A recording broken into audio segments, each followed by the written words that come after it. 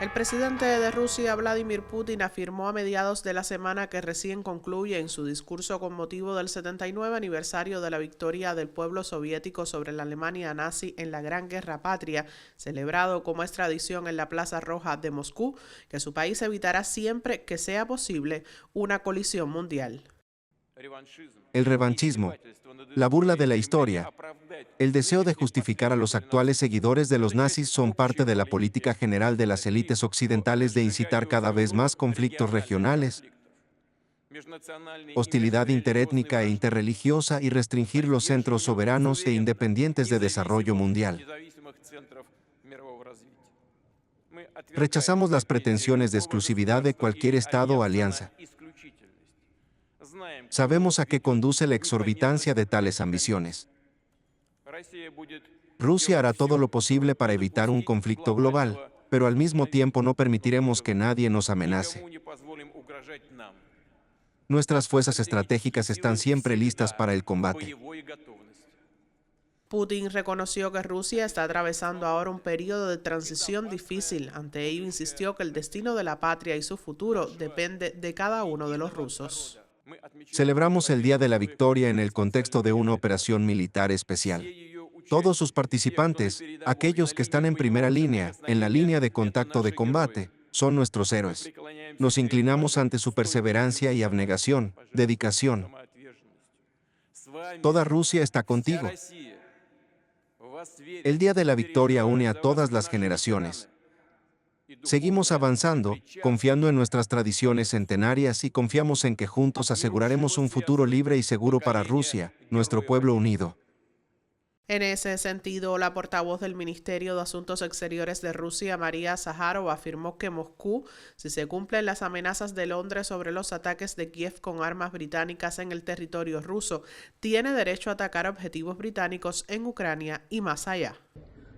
Si tal escenario se materializa, entonces nuestro país, la Federación de Rusia, se reserva el derecho de responder en consecuencia, es decir, utilizar como objetivo objetos británicos ubicados tanto en el territorio de Ucrania como más allá de sus fronteras, instalaciones militares, armas, entre otros elementos.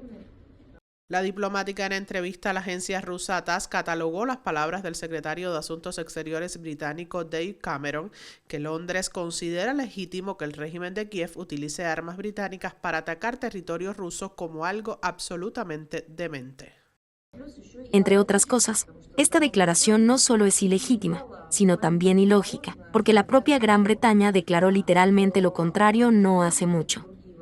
Entonces reaccionamos inmediatamente. La reacción correspondiente se presentó al mundo a través de canales diplomáticos en forma de una citación al embajador. De hecho, Rusia no solo lo convocó para regañarlo, sino que respondió de manera absolutamente inequívoca. El embajador británico hizo las declaraciones pertinentes con la reacción que dijimos. Y este 8 de mayo se cumplieron 64 años del inicio de las relaciones diplomáticas entre la Unión Soviética y Cuba. A propósito de la fecha, el presidente cubano Miguel Díaz-Canel, quien realizó una visita de trabajo a Rusia, en encuentro con su homólogo ruso, destacó que los vínculos entre Moscú y La Habana son una muestra de hermandad que se afianza en tiempos complejos para las dos naciones. Y esto ha estado ocurriendo precisamente cuando ayer cumplíamos 64 años de establecimiento de relaciones entre la URSS y Cuba, que ha sido una relación de continuidad también entre la Federación de Rusia y Cuba. Por supuesto, estamos visitando su país en un momento de mucha complejidad para la Revolución Cubana, donde estamos viviendo los impactos de una política de máxima presión por parte del gobierno de los Estados Unidos, que tiene dos componentes fundamentales a nuestro modo de ver. Un componente es la asfixia económica, que tiene su referente histórico en el memorando de Mallory en los años 60, que fue un funcionario del Departamento de Estado norteamericano, que apreciando el apoyo popular que tenía la revolución desde sus comienzos, planteó que la solución con Cuba era asfixiarla económicamente para provocar penuria en el pueblo cubano, para propiciar escasez y que eso fraccionara al pueblo cubano con la revolución, provocara ruptura y se le diera un estallido social que acabara con la revolución.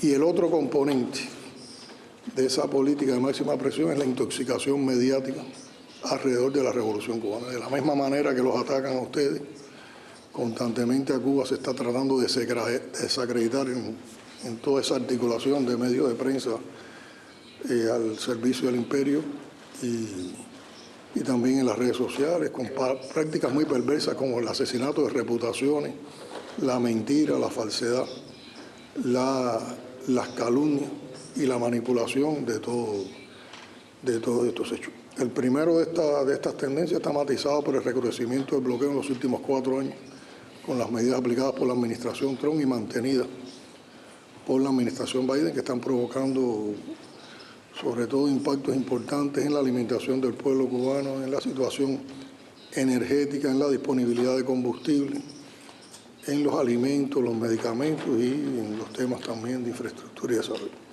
El dignatario de la nación caribeña aseguró a Putin que no claudicarán en medio de las presiones y seguirán en la defensa del proyecto social socialista. Asimismo, recalcó el respaldo de Cuba a Rusia en medio de las campañas de Washington y la OTAN por desacreditar al gigante eurasiático.